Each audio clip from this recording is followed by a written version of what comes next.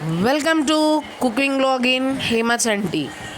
ఈరోజు మనం బిస్మిల్లాబాద్ తయారు చేయబోతున్నాము. దానికి కావాల్సిన పదార్థాలు ఉల్లిగడ్డలు, టమాటాలు, పచ్చిమిర్చి, ఆనియన్స్, మునక్కాడలు, ఇంకా అన్ని రకముల కూరగాయలు. దానికి కావాల్సిన స్పైసెస్ వచ్చేసి అన్ని రకముల కోకోనట్ అవన్నీ తీసుకోవాలి. ఇప్పుడు దాన్ని ఎలా తయారు చేయాలో చూసుకుందాం. 4 చెంచాల ఆయిల్ వేసిన తర్వాత కొద్దిగా ఆవాలు, జీలకర్ర, ఎండుమిర్చి, కరివేపాకు, కొబ్బెర గుడ్డలు, ఆనియన్స్,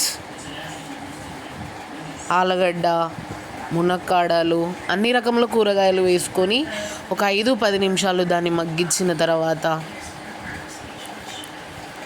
దాన్ని అలా రెడ్డిష్ కలర్లో కొద్దిగా ఉప్పు, అల్లం వెల్లుల్లి పేస్ట్, అన్ని రకముల కూరగాయలు వేసుకున్న తర్వాత ఒక 10 నిమిషాలు దాన్ని అలాగే ఉడికించిన తర్వాత కాస్త నానబెట్టుకున్న చింతపండును వేసి మరలా ఒక 10 నిమిషాలు దాన్ని స్టవ్ మీద అలాగే పెట్టి ఉడికించుకోవాలి. తర్వాత మనం చేసుకున్న పొడిని, ఏవైతే మనం స్పైసెస్తో చేసుకున్న పొడిని అలాగా వేసి కొద్దిగా మగ్గించిన తర్వాత ఉడికిపెట్టుకున్న అన్నంని దాన్ని వేసి బౌల్ చేసుకుంటే రెడీ మన బిస్మిల్లాబాద్.